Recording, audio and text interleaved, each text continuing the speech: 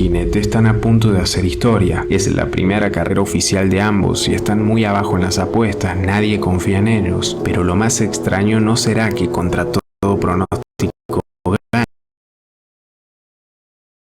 ganen. Lo verdaderamente insólito es que durante toda la carrera el jinete ya estaba muerto. O sea, supuestamente el jinete del caballo estaba muerto y el caballo ganó la carrera. Anomalía lo convertiría en el primer y único cadáver en ganar una competencia oficial. What the fuck? Frank Hayes era un joven irlandés que durante toda su vida había soñado. ¿Alguno de ustedes ha ido a una carrera de caballo? Yo nunca he ido, loco. Me gustaría vivirlo en persona. Porque dicen que son rápidos.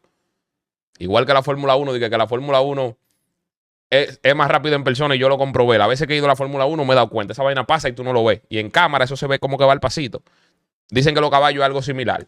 Con la idea de convertirse en un jinete profesional de carreras, pero geográficamente no estaba ubicado en el mejor sitio, por lo que en 1920 se mudó a la Instagram, conchole, sí, déjenme subir la historia. Déjenme subirla, la voy a hacer breve. Espérense, pausé la reacción porque queremos enfocarnos en la reacción.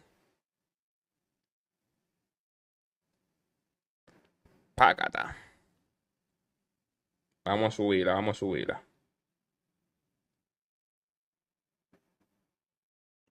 Link kick.com/rdjavi.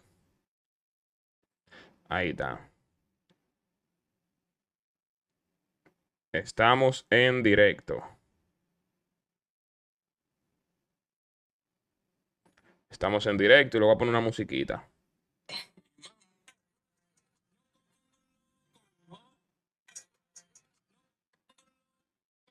Ahí está.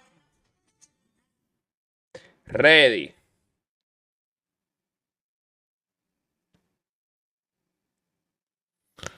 Vamos allá.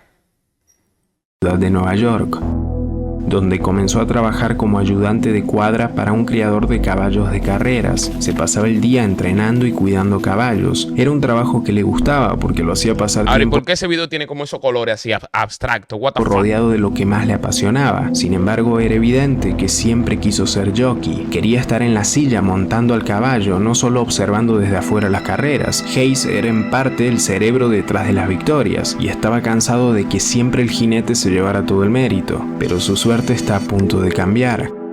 Conoció a la dueña de un caballo llamado Sweet Kiss, quien estaba deseosa de poner a prueba al animal en el hipódromo Belmont, en Nueva York. La carrera estaba programada para el 4 de junio de 1923. El hueso, oye, ¿de cuándo eso? De 1923. ¿Quién puede confirmar que esa historia sea verdadera?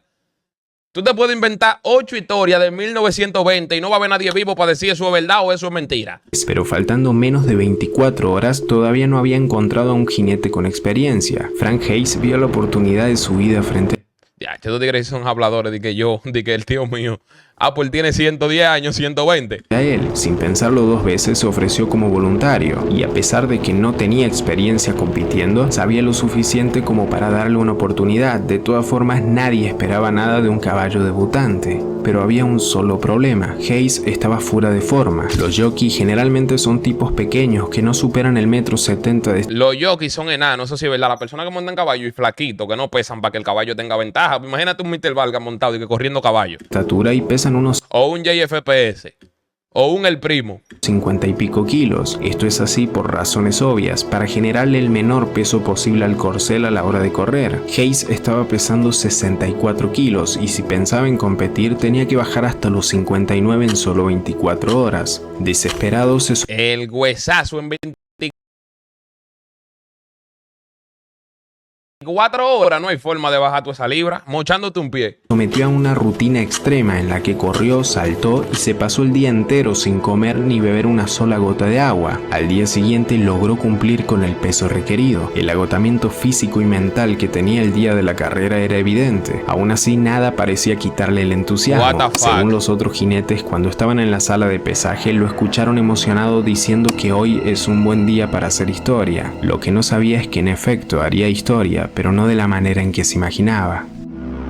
En el momento de la carrera existe una discordancia sobre la edad de Hayes. Algunos medios dicen que tenía 22 años, mientras que otros aseguran que tenía 35. Independientemente de su edad, aquella Dije que en 1920 fue que hice ese video. Había cámara ya en esa fecha. Vamos a comprobar algo. Espérense, sorry que le pause tanto el video.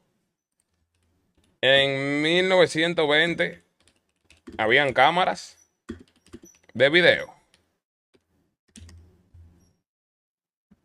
No, en 1920 no existía la cámara de video como la conocemos hoy, pero sí hubo avances. Iconoscopio tuvo el video. Se podía grabar. En 1920 se podía grabar.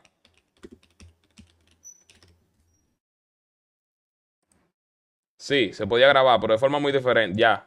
Sí. Sí grababan con una vaina antigua, diferente, antigua. Tarde él estaba convencido de que podría ser el inicio de su carrera como jockey profesional. Nadie en esta competición tenía puestos los ojos sobre Sweet Kiss. Estaba tan abajo en las apuestas que la cuota era de 20-1. Esto traducido quiere decir que aquel visionario o maniático que depositara su fe y su dinero en el jinete debutante multiplicaría por 20 su apuesta inicial en el... O sea, que si tú metías $10 te daban 20 veces los $10.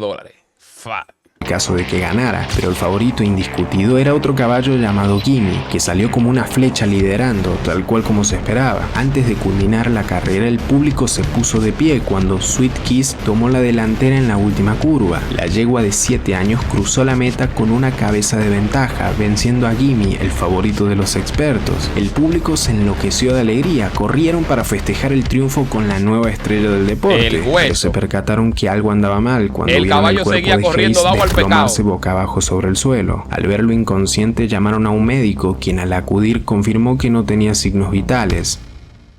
Posteriormente, las pericias confirmaron que falleció de un infarto en mitad de la carrera. Según el New York Times, el fallo cardíaco se debió a la combinación del entrenamiento tan intenso que tuvo que hacer el día anterior para dar el peso, junto con la adrenalina y excitación que se experimentan en una competición real. Eso se sentirá heavy, se sentirá más duro que andar en un BMW ganándole a par de gente en el Roll Race. Loco, que anda en un caballo tiene que ser un flow, porque yo he andado en caballo, he dado al pecado. Yo creo que le hice un cuento una vez que en una playa me dio un caballo bravo y ese caballo se mandó por una finca y no quería hacerme caso y me iba a trallar. Y esa vaina, cuando eso acelera, que tú sientes que no tiene el control, tú sientes que tú vas más duro que el DH, llévate de mí. Los caballos, esa vaina corre, pero por pila y de afuera tú lo puedes ver tal vez un chilento, pero cuando tú vas montado dando brinco, que tú sabes que si te caes de ahí, te decocotate. Es una bacanería, llévate de mí. A pesar de que técnicamente el caballo ganador no tenía jinete, se le dio la victoria igual, convirtiendo a Frank Hayes en el único jinete de la historia que ha ganado una carrera estando muerto. El único jinete que ha ganado una carrera estando muerto. ¿Y a quién más le van a dar el premio, loco? ¿Quién más vaya a decir, no, yo gané una estando muerto? Después fue enterrado en el cementerio de Brooklyn con la misma ropa con la que había ganado su primera y última carrera. En cuanto a Sweet Kiss, la pobre yegua también quedó marcada tras el incidente. La apodaron como Sweet Kiss of Death o Dulce Beso de la Muerte en español. Por increíble que parezca, a su dueña le resultó imposible conseguir otros jinetes que quisieran montarla, debido a la superstición que se instauró en torno al animal. Al final nunca más volvió a competir. DH, vale, nadie más quería subirse. Di que pensando que fue el caballo que mató a la persona. Loco, eso no es nada. Yo siendo otro jinete me monto porque no, tú no ves que ganó en su primera carrera. Es porque esa yegua estaba ready. Tiraron con un récord invicto. Pero en toda la historia de los deportes, ¿existió algún otro caso similar en el que una persona muerta haya ganado en alguna competición? La respuesta corta es sí, solo uno más, pero con algunos matices. Jochen Rindt fue un piloto de Fórmula 1 que nació en 1942 No me diga que en la Fórmula 1 también hubo uno así. en Alemania. No puede ser. Cuando tenía 2 años, sus padres murieron en un bombardeo y tuvo que emigrar a Austria, donde se criaría con sus abuelos. En 1964 ingresó a la Fórmula 1, en donde se destacó por su estilo de conducción agresivo y temerario. En 1969 fichó por la escudería Lotus, el equipo de Colin Chapman, conocido por fabricar los autos más veloces, pero también los más frágiles y peligrosos. Hasta ese momento se podría decir que era un piloto del montón. Apenas había tenido alguna victoria en los más de 5 años que llevaba compitiendo, pero en 1970 Rindt explotó al volante del Lotus 72, ganó 5 grandes premios consecutivos: Mónaco, Francia, Gran Bretaña, Alemania y Holanda. A falta Yo le gano a ese, claro, pero no está muerto, mi hermano. ¿Y cómo tú no le vas a ganar? de unas pocas carreras para terminar el campeonato, tenía una ventaja enorme en puntos. Todos lo veían como el próximo campeón del mundo. El 5 de septiembre de 1970, durante los entrenamientos para el Gran Premio de Monza en Italia, en la previa llegó a declarar: "Las cosas me salen tan bien que me da miedo". En la quinta vuelta de la práctica, su Lotus sufrió la rotura de la suspensión delantera. El auto comenzó a zigzaguear hacia la curva y a 200 km por hora giró violentamente hacia la izquierda, donde impactó contra el guardarrail. No way. Pero eso no fue que ganó una carrera, sino que tal vez, como había ganado 5 premios consecutivos, él quedó campeón de esa temporada habiendo muerto. Creo que fue salió eso. despedido dentro del propio habitáculo, partiéndose las piernas y el tórax, lo que le produjo una muerte casi inmediata a la edad de 28 años. No, loco, esos carros eran muy inseguros Aparentemente antes. se había negado a ajustarse el cinturón de seguridad por miedo a quedar atrapado en caso de un incendio, una decisión que irónicamente lo dejó más vulnerable. Además, Colin Chapman, su jefe en Lotus, lo había obligado a correr sin el alerón trasero del auto, buscando mayor velocidad, a pesar de que esto hacía que el auto fuera Eso es peligroso porque el carro en curva no tiene agarre. más inestable. En las últimas carreras de la temporada, sus rivales intentaron alcanzarlo, pero la ventaja de puntos que había acumulado era tan amplia que nadie pudo superarlo. Como resultado, Jochen Rindt fue declarado campeón mundial de la Fórmula 1 en 1970, el único piloto en la historia en conseguirlo de manera póstuma. Su esposa Nina fue quien subió al podio de premiación en su nombre para recibir el trofeo que él jamás pudo levantar. El circuito Red Bull Ring, ubicado en Austria, lleva honoríficamente en una de sus curvas más emblemáticas el nombre de Jochen Rindt, y además le dedicaron una escultura que rinde tributo a su memoria y a su contribución al deporte. No, loco. Vamos a buscarlo a ver si es cierto. Campeón de la Fórmula 1. 1970. Jochen Rindt, míralo ahí. Siendo el único piloto de la historia de Fórmula 1 en conseguirlo tras un trágico accidente en Monza durante esta temporada, pero con ventaja de puntos suficientes para ser coronado campeón.